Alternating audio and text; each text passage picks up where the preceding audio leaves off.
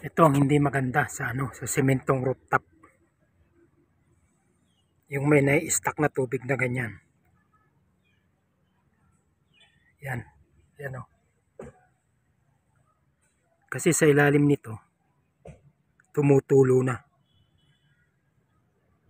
Nagpipenetrate yung tubig.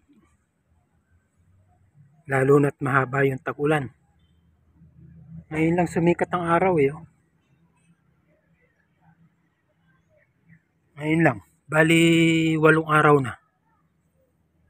Kaya yung ilalim nito, tumutulo na, nagpipenetrate na yung tubig. So, ang ibig sabihin, yung waterproofing na nilagay nung 2023.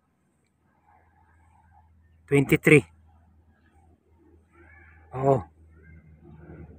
2023 ako naglagay dito ng waterproofing eh.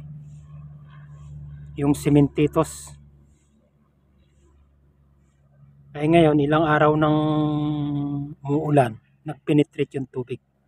Kaya sa ilalim nito, tumutulo na. Pagdating pa ng mga ilang araw yan, baka yung ceiling slab, yung slab niya, aangat na yon. At yung kalawang ng bakal, nagpenetrate na rin. Umakyat ako rito dahil wawalisan ko.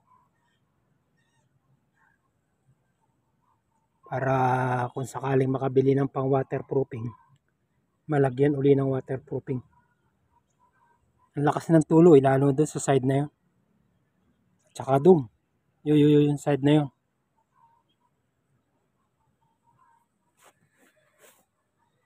Malakas ang tulo. Yan, linis tayo nito. Kasi ngayon lang nagpakita ang araw eh. 8 araw na walang tigil na ulan. Ngayon na ulit nagpakita ang araw. Kaya sasamantalahin na.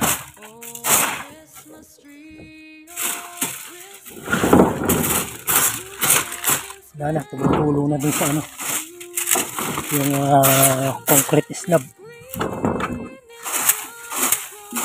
Hindi tulad nito. Yan ang pagkakaiba ng yero at saka yung concrete.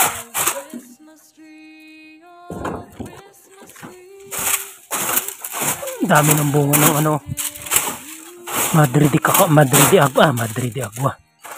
Yung kakao pala. Yan, daming bunga.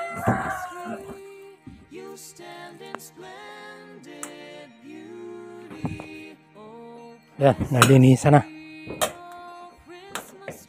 Ngayon lang nagpakita ang araw. Wala yung may tulo. Lakas sa loob. Pati pag na-ipon, ay marami din. Ay nako. Kahit isa inyo. Ayan o. Dito sa tapat na ito. Diyan. Diyan sa rooftop na yan. Rooftop yan. Yan dito yan. Yan tumutulo. Ayan o. Dito dumadaan. Ayan o. Oh. Ito. Dito. Kasi mababang lugar to eh. Ayun o. Hindi makita. Yun ang makita. Yan tab. Yung tab na tubig yan eh. Oh. Ito basa. Ayan o. Bali 3 years na yung waterproofing. Tapos yan sa may bumbilya. Yan may tumutulo dyan sa gitna niyang bumbilya yan. Yan medyo dilaw yan o. Yan. Dito lang naman ito lang may pinakamababa eh. Kaya hindi magtatagal yung ceiling na yan, yung slab na yan, magkakrak. Kasi magpipenetrate yung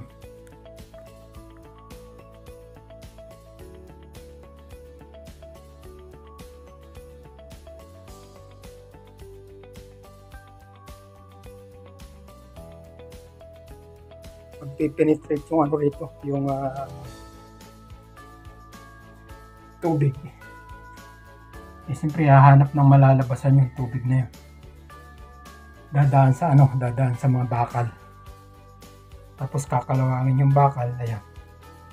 Magkakrak na yan. Hindi pa ngayon magkakrak niyan.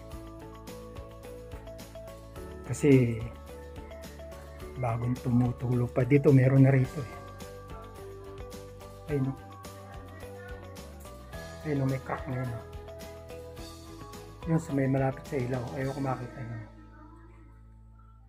May crack na yun. Malapit sa ilaw. No, yan. May crack na yan. Yan. May crack na yan. Yun o. May crack na yan o. Yun.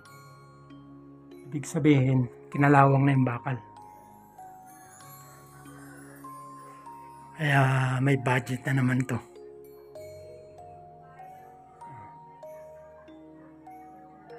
Kaya yung mga crack na yan o.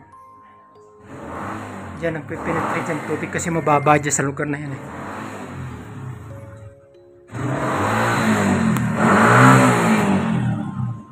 Dito wala naman dito ang problema.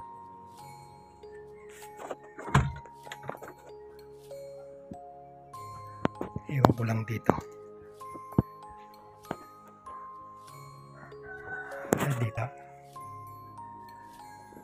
Wala dito, walang crack dito kasi mataas dito yung flooring. Doon lang sa gawin doon.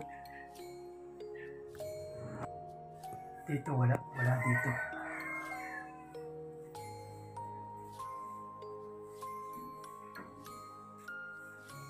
Ito rin yan. Pag kumapit na yung kalawang, yan. Diyan ang magkakrak yan. Pag kumapit na yung kalawang sa bakal, magkakrak na yan. Maano na yung konkreto, masisibak na yan.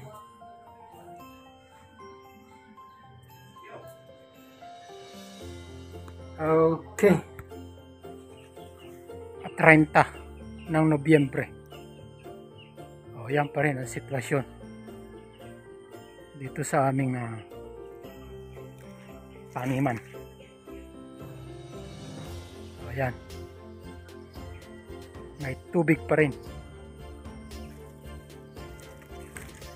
Basta ito, yung hanggang December, magiging January na yan. Tubig na yan. Kasi nga 2 beses pumasok yung tubig. Hindi pa na uubos yung tubig na binigay ni Uwan.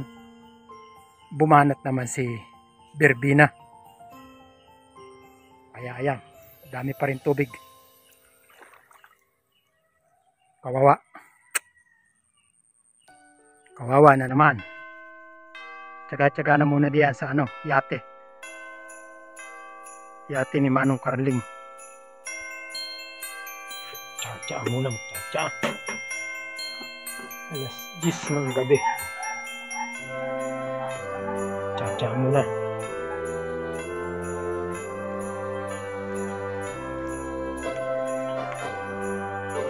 Mabilis makatulog. Tsa-tsa.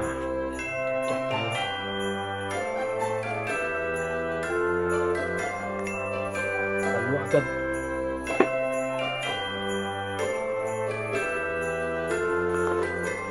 Tapos mamaya maliligo. Oh yes, okay pa lang ngayon.